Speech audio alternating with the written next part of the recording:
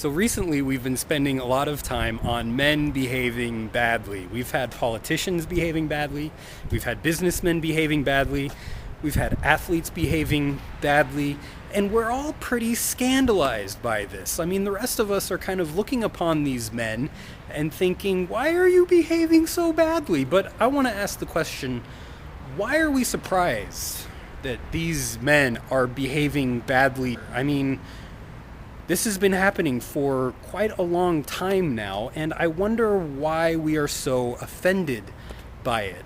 Some people may want to think that within human nature, there's something within us that leads us to have these bad behaviors with one another, that leads us to have these affairs with one another. And there are some of us who have the volition to not behave badly in this way. And there are some of others of us who are weak when it comes to this and just have a propensity to behave badly with others. I think that might be missing the point, though.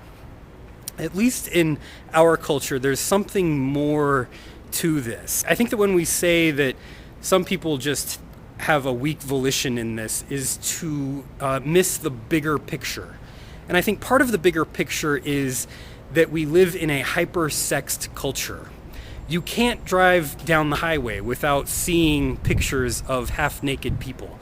You can't open a magazine without seeing women in underwear. You can't look at the television without seeing sex. Sex is everywhere in our culture.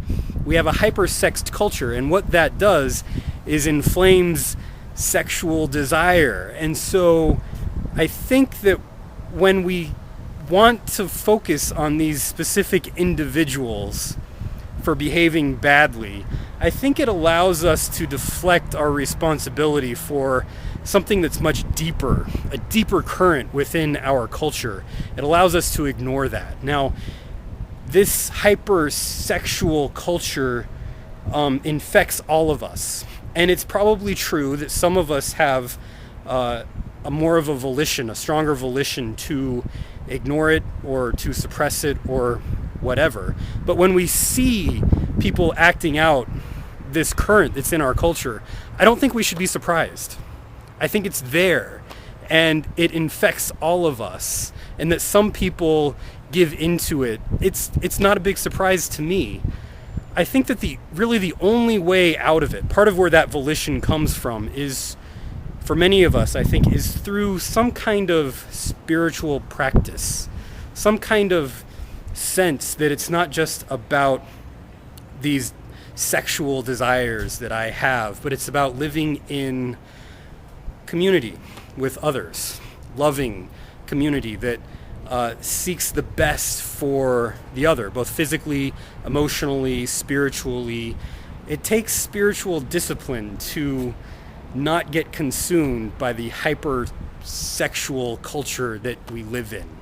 So those are my thoughts on men behaving badly and our hypersexed culture, and I think the spiritual discipline that it takes to not get consumed with our hypersexual culture. So those are my thoughts, and I would love to hear what you think. Thanks.